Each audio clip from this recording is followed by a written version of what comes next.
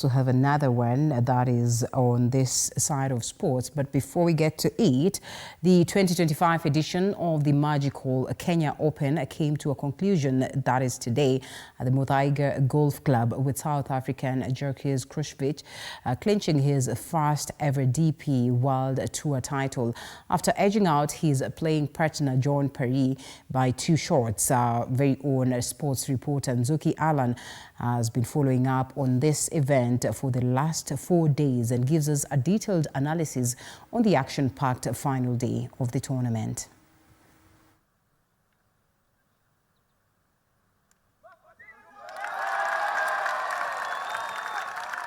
After a thrilling 4-day spectacle of world-class golf at the elegant Muthaiga Golf Club, the magical Kenya Open drew to a close in style as South African golfer Jacques Kruyswijk clinched the top honours. Special, you know, to get my first win on African soil is unbelievable. You know, the support this week has been insane. The Kenyan people are friendly, they're fantastic. I felt a lot of love out there, and it carried me through the whole round. So I can't be more thankful enough for everybody that supported me this week. The 32-year-old finished with a 4 under par, edging out Englishman John Parry after an enticing battle throughout the entire course to become champion. The first win is always the most special. I got the monkey off the back a couple of years ago on the Challenge Tour, and I've won a few in South Africa, but this is a first for me. So, you know, this is close to home, and I'm very happy and honoured to be your champion this year. And you know, especially to keep the trophy on African soil is Parry, who has won the European Tour twice, was left to rue his misses in hole 14. It's just a shame it didn't quite go how I wanted at the end.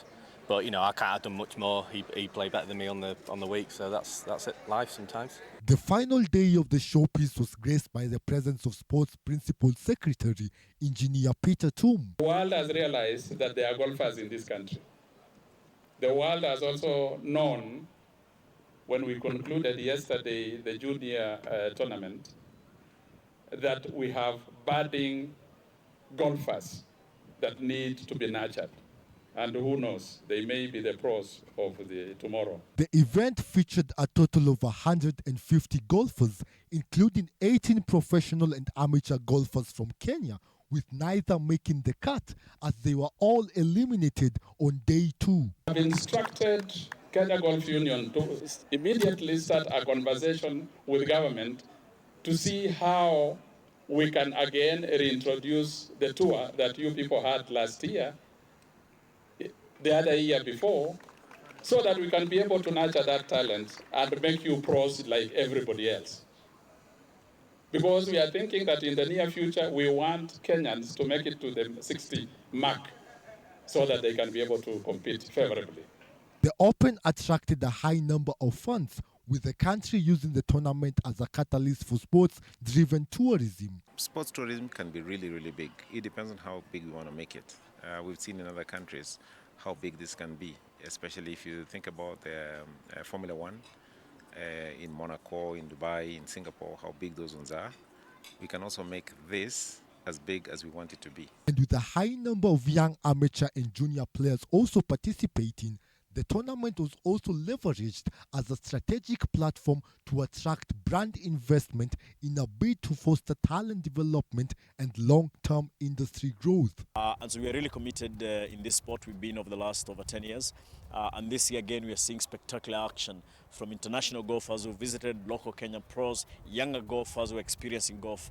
And we're very excited to see the tournament turning out to be a very successful tournament that comes to an end this afternoon.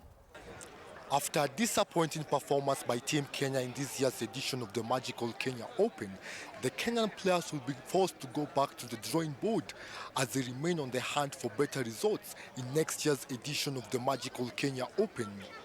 Nzuki Alan for TV 47 Sports.